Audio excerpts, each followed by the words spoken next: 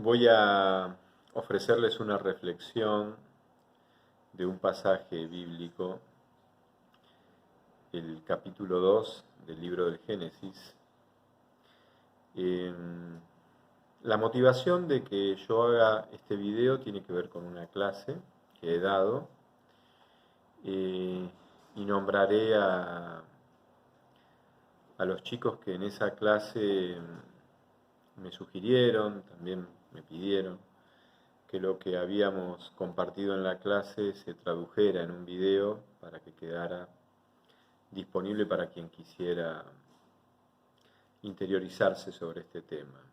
Así que Débora, Alejandro, Milena y Salomé, este es el video que de alguna manera surge de lo compartido ayer en la clase de filosofía. Me voy a remitir entonces al libro del Génesis, al capítulo 2. En ese capítulo se narra el relato de la creación y sobre todo me voy a detener en dos escenas. Una escena que me parece que tiene un poder simbólico, pero en el sentido trascendente y realista de lo que un símbolo trae a la presencia como contenido profundo, que está señalado simbólicamente, pero que justamente ese señalamiento implica que hay que mirar una realidad que está muy en el fondo y que es muy esencial, que es muy crucial. Y la otra escena también tiene una trascendencia semejante. En la primera escena, Dios, después de crear a Adán,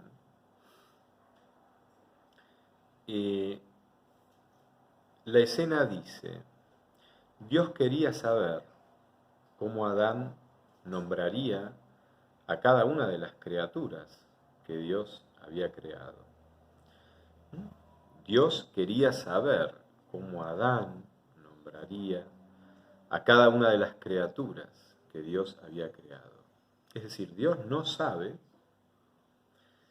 cómo Adán nombraría a esas criaturas, pero además de no saberlo, quiere saberlo. Es un querer que implica que Dios necesita el reconocimiento que Adán hará de cada criatura cada vez que Dios le presente a Adán esa criatura. Dios conoce a sus criaturas, pero no conoce cómo esas criaturas impactan en la inteligencia, en los sentidos, en los sentimientos, en la propia presencia de Adán. A Dios le está faltando el reconocimiento que Adán hará de las criaturas, el conocimiento que Adán tendrá de ellas y la explicitación que Adán hará en ese conocimiento que tendrá de cada criatura al nombrar a cada criatura.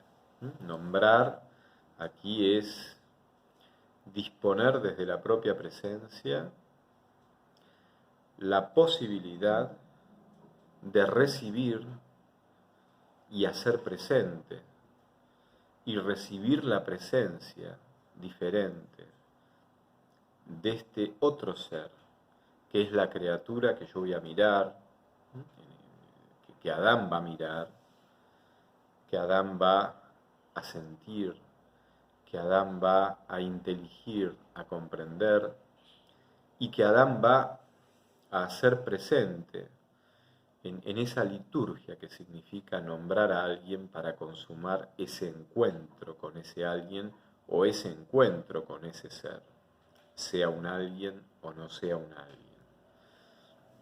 Dios necesita ese reconocimiento del hombre. Hay también un muy importante y notorio, sobre todo, pasaje evangélico en donde el mismo Cristo le pregunta a sus apóstoles: ¿quién dicen ustedes que soy yo? Y esa respuesta la da Pedro. Tú eres el Hijo del Dios vivo. Acá se está manifestando que la segunda persona trinitaria, el Hijo, ya encarnado, asumiendo la condición humana, pregunta a sus apóstoles, a quienes estaban con él, a quienes eran sus prójimos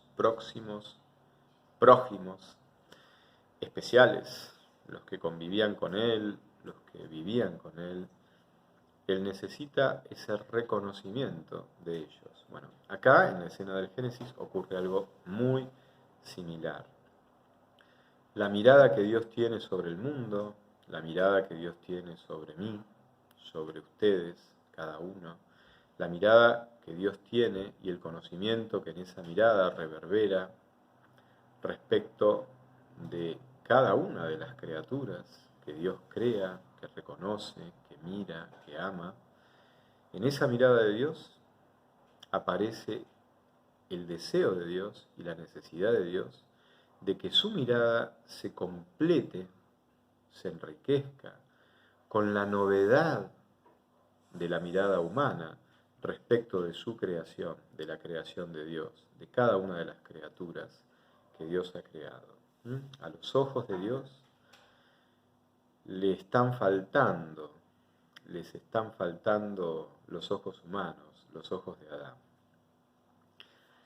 Esto es absolutamente compatible con el concepto de alianza. Esto sigue reforzando que efectivamente Dios piensa en el mundo y piensa en el hombre desde una alianza. Y en una alianza, las partes que pertenecen a esa alianza tienen que ser, si es una alianza amorosa, tiene que ser una alianza libre, pero también tiene que ser una alianza comprometida. Y tiene que ser comprometida porque en esa alianza quienes libremente y amorosamente asumen encontrarse y caminar juntos, también están asumiendo afrontar lo que haya que afrontar. Así que Dios necesite de la mirada humana, que Dios no sepa y necesite saber, y solo puede saberlo si Adán va nombrando a cada una de sus criaturas, no lo puede anticipar, no lo puede saber sin que Adán mire, reconozca y nombre. Eso significa que Adán tiene una identidad digna, tiene una identidad que es irreductible, y que Dios no puede sobrepasar, ni invadir, ni predecir, ni anticipar, y en definitiva no puede convertirla en una existencia, en una presencia, en una identidad despreciable, no necesaria, no imprescindible, sino que justamente que Dios necesite saber significa que en Adán y en cada criatura Dios manifiesta en su creación que el ser de cada criatura, en especial el ser de Adán, renueva y recrea el misterio amoroso de la creación. Cada criatura, en el ser único e irrepetible de cada criatura, se renueva de una manera inédita e incomparable el misterio del ser, el misterio mismo, que es Dios para sí mismo. Entonces, y digo que Dios es un misterio para sí mismo, no porque Dios no se conozca a sí mismo, sino porque ustedes piensen que Dios, en definitiva, en la escala de los seres, es el ser que no proviene de nadie, ni de nada, y que de alguna manera es el origen de todos los demás seres. Con lo cual, este siempre en el cual ubicamos a Dios es un siempre eterno e infinito e inabarcable, que también late con el ritmo del misterio que Dios es para sí mismo. Entonces, esto es muy importante porque esto va, de alguna manera, haciéndonos pensar que todos los conceptos de totalidad asociados a Dios, es omnipotente porque tiene todo el poder, o es omnisciente porque tiene todo el saber, ese prefijo omni que significa todo. En definitiva, hay que resignificarlo con muchísimo cuidado porque si no da lugar a equívocos de consecuencias fatales. La primera consecuencia fatal residiría en que estamos desfigurando a Dios. Cuando creemos estar hablando de Dios, no estamos hablando de Dios. Y de hecho, cuando uno está hablando de Dios y lo mira y lo considera en sí mismo, de manera trinitaria, uno lo primero que tiene que asumir es que Dios es la Trinidad y por lo tanto ninguna de las tres personas divinas es plenamente Dios fuera de la reciprocidad con las otras dos personas divinas. Con lo cual no hay una primera, una segunda y una tercera en un orden temporal. Uno podría decir que hay una sucesión lógica, pero nunca temporal. De modo que si el Padre es eterno, si es eternamente Padre, el Hijo tiene que ser eterno, porque si no el Padre no sería Padre. Y a su vez el vínculo amoroso y trascendente en el cual Padre e Hijo se aman más allá de sí mismos en el Espíritu Santo, hacen que el Espíritu Santo también sea una trascendencia respecto de la cual el Padre y el Hijo van más allá de sí mismos, van hacia un otro en donde se aman, y justamente este otro, este tercero, que es el Espíritu Santo, es este otro especial en el cual pueden ser incluidos todos los demás otros que quieran participar en Dios, en el amor de Dios. De hecho, somos bautizados en el Espíritu. Por la efusión del Espíritu, el sacerdote consagra las especies de pan y vino. Por la efusión del Espíritu se consagra el óleo de la confirmación. Es decir, todos los sacramentos tienen la efusión del Espíritu Santo. Y gracias a esa efusión del Espíritu Santo, gracias a este otro que es el tercero, podemos estar incluidos nosotros como hijos dentro de la Trinidad. Entonces, esto hay que pensarlo porque, digamos, así como intratrinitariamente el Padre y el Hijo se aman más allá de sí mismos, en el vínculo que justamente los trasciende y que es el vínculo amoroso que existe entre el Padre y el Hijo. Digo que se trascienden en el vínculo porque el Padre y el Hijo no son el vínculo. El vínculo es algo diferente a ellos, es el vínculo como relación entre ellos. Pero este vínculo a su vez es una persona, es el amor en persona, que es la tercera persona. Y en esa tercera persona, el Padre y el Hijo saltan hacia este otro que también es Dios, y gracias a este otro que también es Dios, todos nosotros podemos estar incluidos como otros dentro de la relación con la Trinidad, que es Dios. Entonces, esto me parece que vale la pena resaltarlo una y otra vez porque es muy importante que se tenga en claro. Si no, se termina desfigurando la identidad de Dios y por lo tanto se termina desfigurando la relación que nosotros podemos tener con Dios. El relato del capítulo 2 del Génesis muestra que la relación que Adán tenía con Dios es una relación recíproca, no es una relación en donde todo el poder, todo el saber y en definitiva todo lo decisivo de la relación ya está resuelto por Dios, porque Él es Dios. No, justamente este no es Dios. Dios es el que maravillosamente nos hace libres de Él, porque solamente alguien que nos ama puede estar expectante de cómo lo reconoceremos, pero libremente, haciéndonos libres para reconocerlo y entonces aceptarlo o rechazarlo. Esta es la maravilla de la libertad humana, que es el reflejo de la libertad de Dios. Dios nos ama libremente y por eso solamente puede ser amado libremente. Esto con respecto a lo que significa que Dios necesite de nuestra mirada y de nuestro reconocimiento de lo que Él hace y de quién es Él. Otro pasaje evangélico asociable a este relato es aquel pasaje en donde se dice que en Galilea,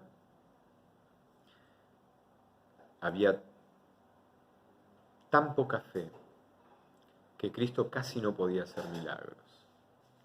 Entonces todos los signos que significan el milagro, en donde está expresado el poder amoroso de Dios, ese poder queda casi inhabilitado por la falta de fe de la gente. Entonces la fe no es simplemente una obstinación crédula, ciega, que sirve para que nosotros no suframos pensando en que vamos a morir o vamos a enfermar o vamos a perder a nuestros seres queridos. La fe es el poder que nosotros le damos a Dios para poder llegar a nosotros. Y sin ese poder, Dios no puede. Y literalmente, de verdad, no puede. Entonces, esto en definitiva refuerza con mucha coherencia lo que significa la alianza, ¿no? Y hay otro pasaje que me parece muy importante, que también tiene que ver con este relato, y que es consecuencia de este reconocimiento que Adán hace de cada criatura mientras va pasando cada criatura que Dios le presenta y que expectantemente Dios está esperando conocer y descubrir cómo Adán nombra a cada criatura. En este reconocimiento que hace Adán empieza a darse cuenta de que está faltando algo. Y más especialmente, después se termina dando cuenta de que está faltando alguien. Justamente en la secuencia que va progresando delante de Adán, de todas las criaturas que Dios le pone frente a sí para que Adán las reconozca y las nombre, Adán va despertando a la evidencia de que está faltando un ser especial, un ser que sea recíproco con él, que sea complementario con él. Entonces, cuando Adán esto lo expresa, Dios consciente, quiero decir, Dios recibe ese pedido de Adán y va a responder satisfactoriamente a lo que Adán pide. Entonces, el relato dice que Dios le va a dar a Adán, a este ser especial, que Adán intuye en las entrañas de su propio misterio masculino, pero lo intuye como alguien complementario a lo masculino, como alguien recíproco a lo masculino, como alguien que no se puede definir solo desde sí, porque está referido a lo masculino. Pero también el pedido de Adán está mostrando que lo masculino tampoco se puede definir de manera autocompleta desde sí mismo, porque Adán está mostrando que en el misterio y en el meollo de su esencia masculina hay alguien que es un complemento y un recíproco y que no es masculino. Bueno, este alguien es Eva. Ahora, fíjense que el relato dice que Dios duerme a Adán, le saca una costilla, es decir, pensemos que las costillas protegen a los pulmones y protegen al corazón. Entonces, sacar costillas es sacar el blindaje, ¿no? Dios desblinda a Adán, lo desblinda, lo desprotege, para poder llegar al fondo del corazón de Adán y poder hacer surgir a Eva, que es el misterio que corona al misterio masculino de Adán y que Adán presiente, lo tiene que desblindar, tiene que sacarle una costilla, tiene que poder entrar sin protección. Y esto también es una hermosa metáfora, porque cuando digo hermosa metáfora no me estoy refiriendo simplemente a un hermoso e ingenioso recurso puramente literario, sino que la metáfora está revelando una verdad muy profunda y por lo tanto muy, muy radicalmente real y esencialmente real. Que no podemos ir al fondo de nuestro misterio sin que Dios nos lleve a ese fondo de nuestro misterio, pero para poder hacer que Dios llegue al fondo de nuestro misterio, nosotros nos tenemos que abrir y dejar ser a Dios en nosotros. Y para eso tenemos que quitar nuestras protecciones, tenemos que quitar nuestro blindaje, porque si nosotros no hacemos ese acto de fe y de entrega, Dios no tiene el poder de entrar en nosotros. Nuevamente, ¿no? Bueno, resulta que es Eva, este meollo y este misterio, que es un otro y recíproco y complementario, que Adán descubre como su gran misterio que resignifica y que complementa y que perfecciona el propio misterio de su ser varón. Entonces, con el advenimiento de Eva, con el advenimiento de la mujer, la condición humana queda expresada de manera completa. Y en esa expresión completa de la humanidad, que sólo es completa en la reciprocidad de lo masculino y lo femenino, del varón y la mujer, en esa reciprocidad que completa el rostro de la condición humana, en esa reciprocidad completa aparece la potencia de la procreación, de la descendencia, de los hijos. Es decir, con el advenimiento, el descubrimiento, la revelación de la mujer como el misterio recíproco y totalmente otro respecto de Adán, pero que complementa al misterio masculino de Adán y que está referido a lo masculino, lo cual de alguna manera confirma que lo masculino también está referido a Eva, en esa reciprocidad completa aparece el poder creador humano. Y este poder creador humano fundamentalmente se expresa en la figura del Hijo. El Hijo es el tercero. Es decir, que en una relación amorosa, en donde se expresa lo sagrado de la condición humana como imagen y semejanza de la propia condición de Dios, para esa semejanza sagrada se necesita el varón, se necesita la mujer, porque en la reciprocidad de ellos aparece el poder creador que se expresa como algo totalmente otro y nuevo respecto del varón y de la mujer, respecto del padre y de la madre, que es el Hijo. El Hijo es el tercero y totalmente otro. Es lo nuevo, en el cual el varón y la mujer, el padre y la madre, se aman fuera de sí mismos. No se aman solamente dentro de sí mismos, en sí mismos y entre ellos. Se aman entre ellos, en sí mismos y fuera de sí mismos se trascienden amándose en este fruto nuevo y totalmente otro que es el Hijo. En el Padre, en la Madre y en el Hijo se refleja la estructura trinitaria completa que realiza la perfecta imagen y semejanza de la condición humana respecto de la condición de Dios, respecto de la condición trinitaria de Dios.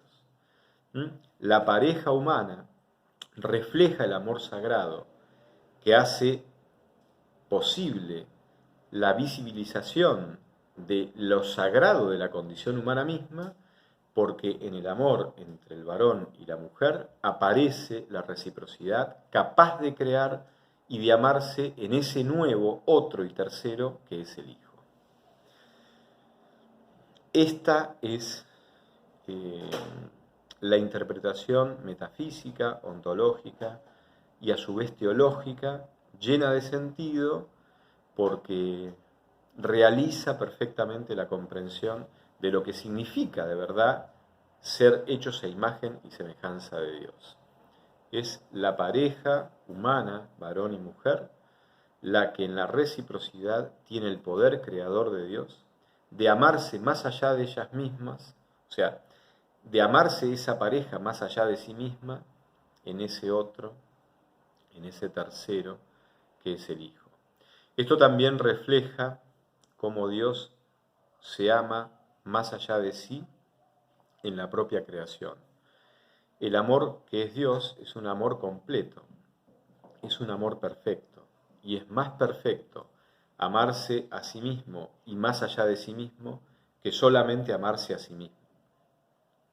Dios se ama a sí mismo intratrinitariamente pero a su vez en las propias entrañas de su misterio divino encuentra en cada criatura un gesto irrepetible, maravilloso, admirable y único del misterio propio del ser y del misterio propio de la libertad y del amor que constituyen el misterio de Dios mismo, y en cada criatura entonces Dios se abisma, se conmociona, se admira, y en el acto creador consagra en esta criatura una dignidad irrepetible y única que no es menor que la dignidad del propio creador que crea a la criatura.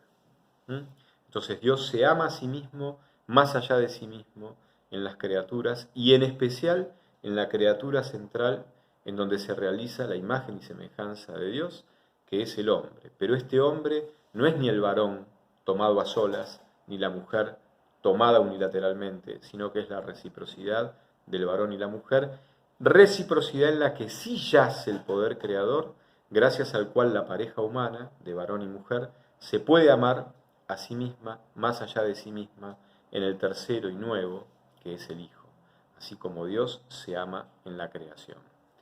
Entonces, esto me parece que es fundamental entenderlo porque da cuenta de la verdadera estructura trinitaria que nos habita desde nuestra condición humana. Estos serían los fundamentos y esta sería la interpretación que yo les propongo. Y creo que tiene muchos elementos muy sugerentes y a su vez que expanden y profundizan la verdadera comprensión de lo que significa ser varón, de lo que significa ser mujer, de lo que significa el encuentro entre el varón y la mujer, de lo que significa la dignidad de lo que es la vida, de lo que significa el poder creador del amor que se ama más allá de sí mismo, en el tercero donde se conmueve, donde se admira, donde se agradece. Dios necesita conocer cómo Adán nombraría a cada una de sus criaturas, porque cuando Dios recibe la gratitud nuestra por sentirnos amados, por la vida que tenemos, por el ser único e irrepetible que cada uno de nosotros es, cuando Dios recibe nuestra gratitud, se conmociona, porque nuestra gratitud es un gesto libre, y entonces Él recibe también de manera libre por parte de nosotros el amor de un otro, y eso a su vez lo hace agradecer. Nuestra gratitud, yo les diría que le enseña a Dios a descubrir lo que es la dicha de sentirse agradecido, la dicha de que Él se sienta agradecido por nuestra gratitud cuando agradecidamente le demostramos el amor que nosotros sentimos por el amor que sentimos de parte de Él en el don infinito y sagrado de nuestra propia existencia, que es intransferible porque cada uno tiene la suya y no puede vivir ninguna otra existencia de ningún otro. Entonces, nuestra gratitud también le hace a Dios descubrir la dicha maravillosa de Él sentirse agradecido. Así que el amor siempre es recíproco, siempre es perdón y siempre es alianza, lo cual significa que el amor siempre es permanencia. La palabra asociada al amor es la permanencia, la palabra es la lealtad, la palabra es la confiabilidad, la palabra es la esperanza. La esperanza espera porque mientras espera camina y permanece. Estos verbos, estas cualidades, están quizás fuera de lo que es la costumbre de nuestra cultura, que es una cultura que está orientada más que nada al autohechizo de sí mismo como alguien que puede serlo todo, que puede ser casi un pequeño Dios, que puede ser completo en sí mismo, porque así escuchamos que muchos dicen que en cada uno de nosotros está todo y que no necesitamos salir de nosotros para buscar fuera de nosotros, en algo o en alguien, lo que ya en realidad está dentro de nosotros, porque somos, así escuchamos que muchos dicen, somos completos. Todas estas ideas de autocompletitud, de bienestar ilimitado, de poder ilimitado, desdibujan en el fondo el papel del otro en nuestra vida. Y además desfiguran lo más sagrado, lo más rico, el tesoro de nuestra condición de personas, porque está desfigurando el rostro verdadero de Dios, que tampoco tiene que ver con esta totalidad, que casi es el objeto de la idolatría de nuestra cultura actual. Bueno, estas eran las reflexiones que yo quería compartir. Y bueno, estoy feliz de hacerlo y sobre todo feliz porque surgen, porque me lo ha inspirado una clase muy linda con Débora, con Milena, con Salomé, con Alejandro. Desde ellos, muy agradecido de poder compartir esta reflexión con cada uno de los que quiera compartir este video. Hasta pronto.